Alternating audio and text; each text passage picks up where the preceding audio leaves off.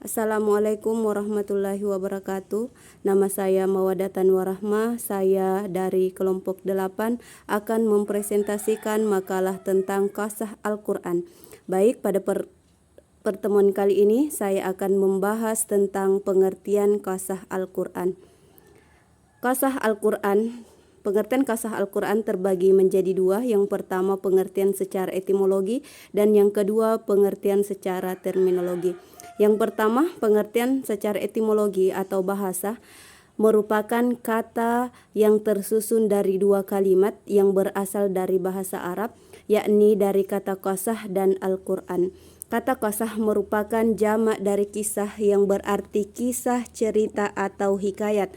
Kalimat kisah bentuk plural dari kata kisah. Apabila disambung dalam Al-Quran, maka boleh dibaca qasas atau kisah, maka menjadi qasahul Quran atau kisahul Quran. Kedua-duanya dalam bahasa Indonesia berarti kisah-kisah Al-Quran. Kata kisah mempunyai persamaan makna dalam bahasa Arab dengan lafaz sejarah, tarikh, sirah, dan atsar. Akan tetapi, kata itu tidak terdapat dalam Al-Quran. Hanya kata kisah yang digunakan di dalam Al-Quran setelah menceritakan suatu rangkaian, baik itu kisah Nabi dengan umatnya maupun kisah-kisah lainnya. Secara bahasa, kata al-aqsu berarti mengikuti jejak atau mengungkapkan masa lalu. Al-qasas adalah bentuk masdar dari qasah yaqusu qasan sebagaimana yang diungkapkan dalam Al-Quran surah Al-Kahfi ayat 64. Musa berkata, "Itulah tempat yang kita cari." Lalu keduanya kembali mengikuti jejak mereka semula. Kemudian pengertian qasas Al-Quran secara terminologi atau istilah, menurut Imam Fakhruddin Al-Razi mendefinisikan kisah Al-Quran sebagai kumpulan perkataan-perkataan yang memuat petunjuk yang membawa manusia kepada hidayah agama Allah dan menunjukkan kepada kebenaran serta memerintahkan untuk mencari sebuah keselamatan. Ada juga yang mendefinisikan dengan pemberitaan Al-Quran tentang hal ihwal umat yang telah lalu, atau nubuat kenabian yang terdahulu dan peristiwa-peristiwa yang telah terjadi.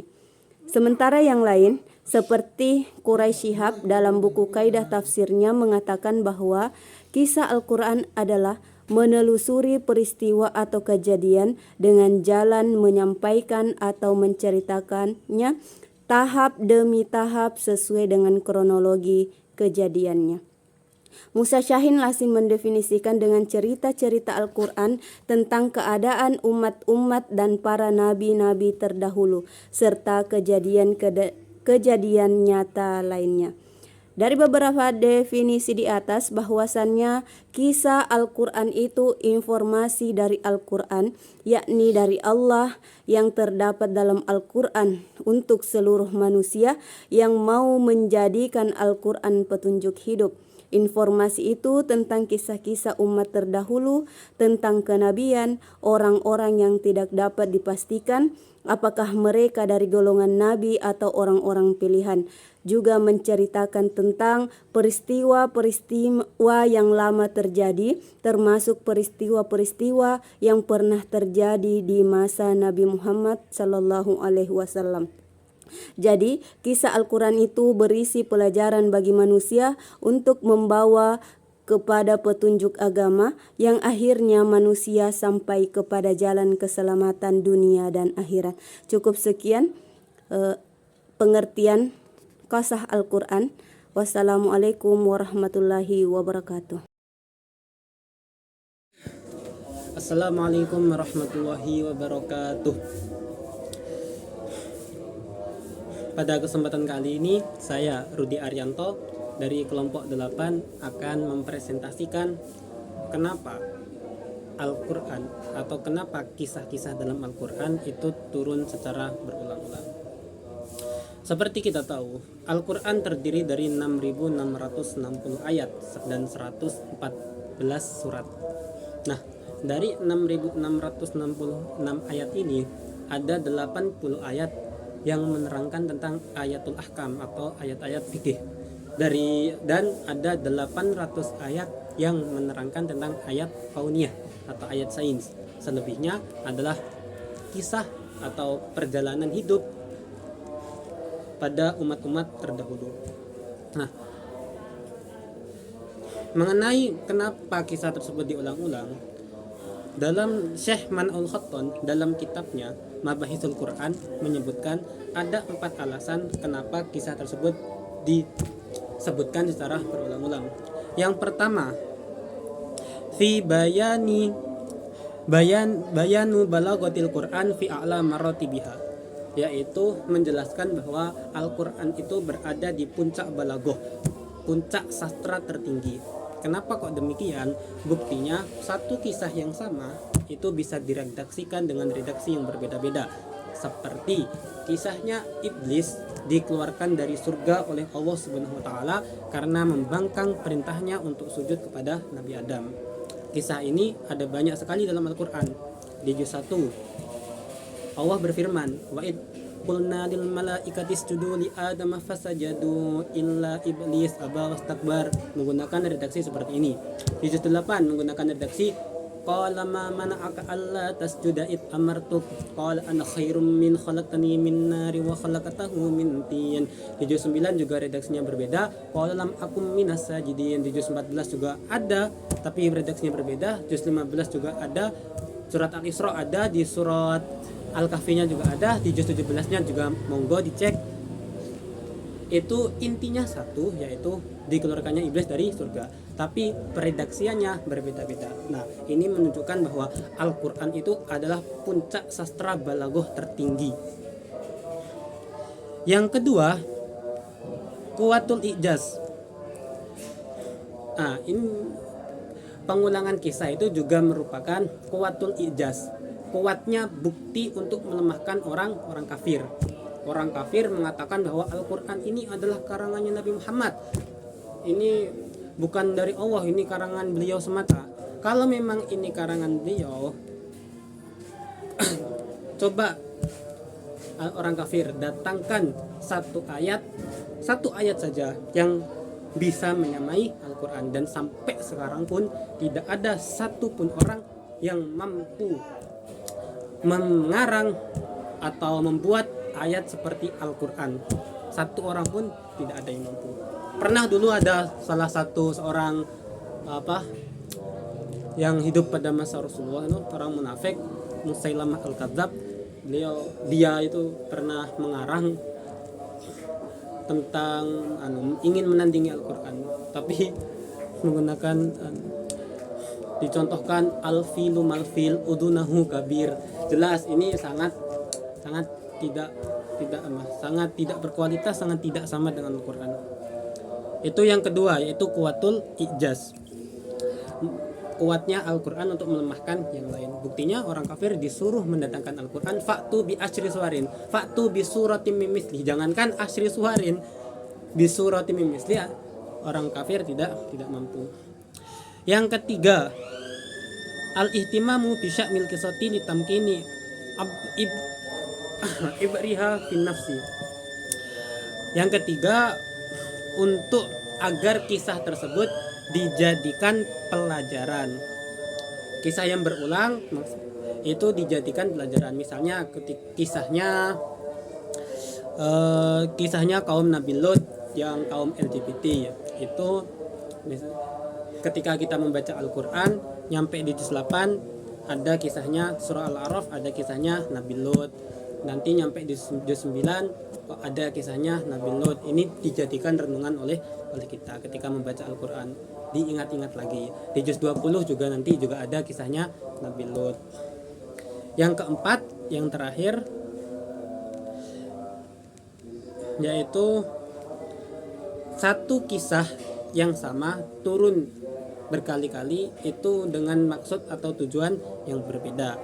Seperti contohnya kisahnya Nabi Musa, wa in qala Musa liqaumihi innahu ya'murukum an tadhbahu baqarah, di juz 1. Itu kisah membangkangnya kaumnya Nabi Musa. Itu juga disebutkan secara berulang-ulang. Untuk apa? Untuk yang pertama tujuannya untuk mengukuhkan Nabi Muhammad. Nah, di lain kesempatan juga turun sama tentang kisah kaumnya Nabi Musa yang mengangkat ini dengan tujuan yang berbeda. Nah, itu kenapa kisah Al-Quran itu diturunkan secara berulang-ulang. Ada 4 menurut Imam Qotton dalam membahas Qur'annya ada 4 sebab, yaitu tadi yang pertama karena untuk menunjukkan tingginya sastra Al-Quran, yang kedua untuk melemahkan orang kafir, yang ketiga sebagai pelajaran kita, yang keempat ayat ini memang intinya sama tapi turun berulang-ulang karena punya tujuan yang berbeda-beda. Seperti itu. Sekian dari kami, kurang lebihnya mohon maaf. Wassalamualaikum warahmatullahi wabarakatuh. Hikmah pengulangan kisah dalam Al-Quran. Yang pertama, menguatkan kesadaran tentang ingatan terhadap substansi kisah-kisah tersebut. Kemudian yang kedua, pengulangan kisah itu merupakan salah satu bentuk mukjizat Al-Quran karena pengulangan kisah yang sama dalam berbagai kesempatan dengan gaya bahasa dari misi yang berlainan sulit bahkan mustahil dilakukan oleh manusia biasa.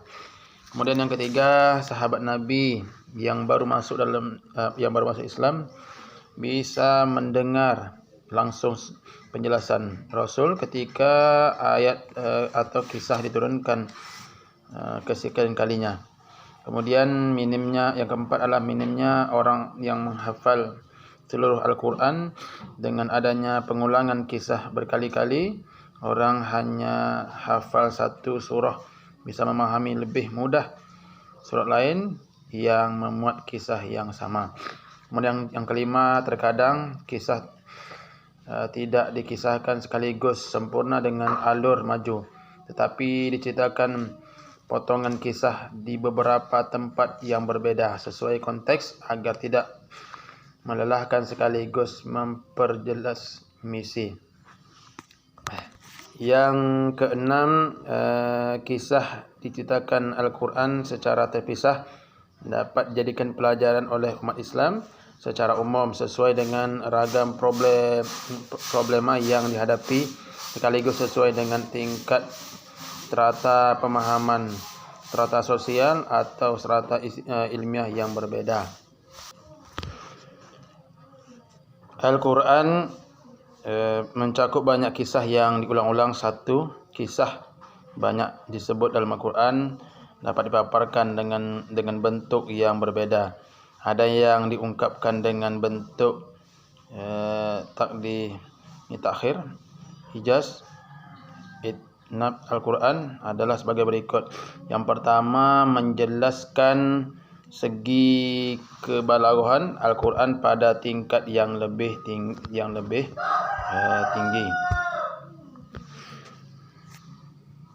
Di antara karakter balaghah adalah menempatkan makna satu dengan segala bentuk yang berbeda. Kemudian yang kedua, meneguhkan sisi kemukjizatan Al-Quran ketika suatu makna diungkapkan dalam bentuk yang berbeda, maka seseorang akan semakin terkesima dan takjub dengannya.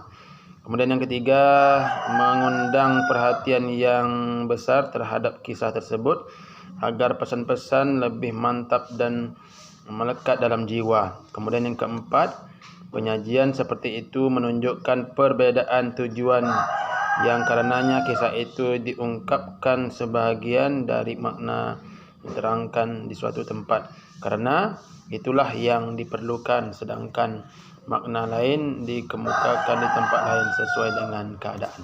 Terima kasih. Assalamualaikum warahmatullahi taala wabarakatuh. Nama saya Muhammad Nurul Fatwa.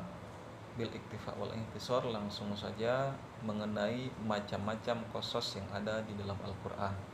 Adapun macam-macam qasas yang ada di dalam Al-Quran, yaitu ada 3 macam.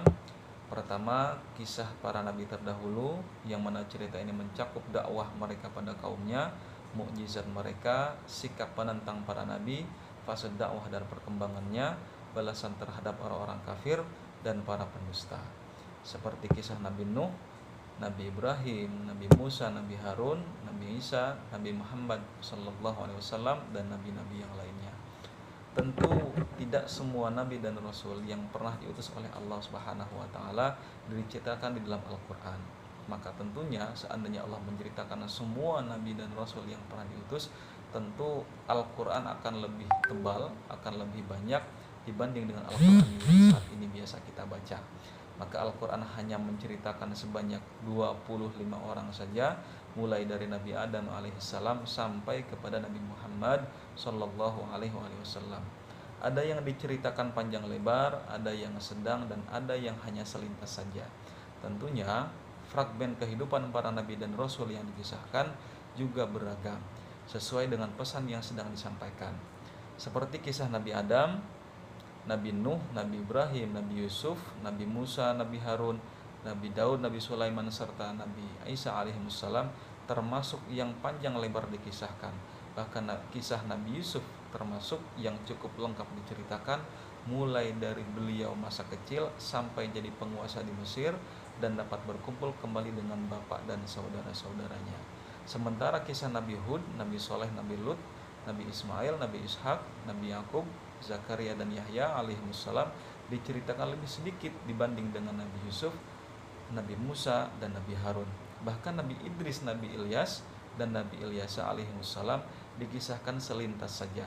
Sedangkan tentang Nabi Muhammad sallallahu alaihi wasallam disebutkan beberapa fragmen dari kehidupan dan peristiwa yang terjadi pada zaman beliau, seperti peristiwa yang dialami waktu Nabi kecil, permulaan dakwah, hijrah, dan beberapa perang yang dialami, serta beberapa fragmen kehidupan keluarga beliau. Yang kedua, kisah Al-Quran yang berkaitan dengan kejadian masa lalu dan kisah umat, tokoh atau pribadi bukan nabi, seperti dua putra Nabi Adam, Talut, Jalut, Ahlul Kahfi, Dzulqarnain, Qarun, Ashabus Sabti, Ashabul Uhdud, Ashabul Fil, dan yang lainnya. Pribadi atau tokoh pertama yang diceritakan dari kalangan bukan nabi adalah dua putra Nabi Adam, yaitu Habil dan Qabil, yang mana saat itu Qabil dengki dengan saudaranya, kemudian membunuhnya. Maka inilah peristiwa pertama terjadinya pembunuhan dalam sejarah umat manusia. Kemudian Al-Quran juga berkisah tentang Qarun yang hidup di zaman Nabi Musa, yang mana Qarun sendiri merupakan kaumnya Nabi Musa, tetapi kemudian menjadi orang dekat Firaun, lalu menjadi kaya raya. Sayangnya setelah menjadi kaya raya, dia menjadi sangat kikir dan sombong, sehingga Allah memberikan adab kepadanya dengan menenggelamkannya beserta kekayaannya ke dalam perut bumi. Kemudian dikisahkan juga tentang peperangan antara Jalut dan Talut yang kemudian dimenangkan oleh Talut. Maka dalam kisah Jalut dan Talut inilah akan muncul nama Daud yang kemudian jadi nabi dan raja. Kemudian Al-Quran juga menceritakan tentang peristiwa yang dialami oleh beberapa orang pemuda yang melarikan diri dari raja yang zalim dalam rangka menyelamatkan iman mereka. Kemudian mereka bersembunyi dalam gua dan Allah tidurkan mereka selama 300 atau 309 tahun dalam gua tersebut. Para pemuda tersebut dijuluki dengan Ashabul Kahfi. Kemudian Al-Quran juga bercerita tentang tokoh hebat yang menguasai barat dan timur, yaitu Dzulqarnain, yang sampai sekarang belum terpecahkan misteri siapa sebenarnya Dzulqarnain tersebut. Kisah lain yang sangat menarik adalah peristiwa saat komunitas orang-orang beriman yang dibakar hidup-hidup dalam sebuah parit oleh seorang raja zalim yang mengaku dirinya Tuhan. Mereka yang dibakar itu dikenal dengan sebutan Ashabul Uhdud. Tokoh lain yang diceritakan oleh Al-Quran secara sangat menarik adalah Maryam di bawah asuhan Nabi Zakaria, sampai kemudian Maryam hamil tanpa disentuh oleh seorang laki-laki dan melahirkan seorang putra yang bernama Isa. Memang kisah Maryam sangat berkaitan dengan kisah Nabi Isa dan juga Zakaria. Dan yang ketiga, kisah yang berkaitan dengan kejadian yang terjadi pada masa Rasulullah Sallallahu Alaihi Wasallam, yang mana Al-Quran mengawali terlebih dahulu dengan menceritakan peristiwa yang terjadi sebelum kelahiran Nabi Muhammad Sallallahu Alaihi Wasallam, yaitu peristiwa penyerbuan tentara gajah ke Makkah yang dipimpin oleh Abrahah. Al-Quran juga menceritakan dalam bahasa yang begitu singkat dan juga puitis beberapa bagian kehidupan Nabi Muhammad SAW waktu kecil sebagai anak yatim dan miskin dan belum dapat bimbingan wahyu.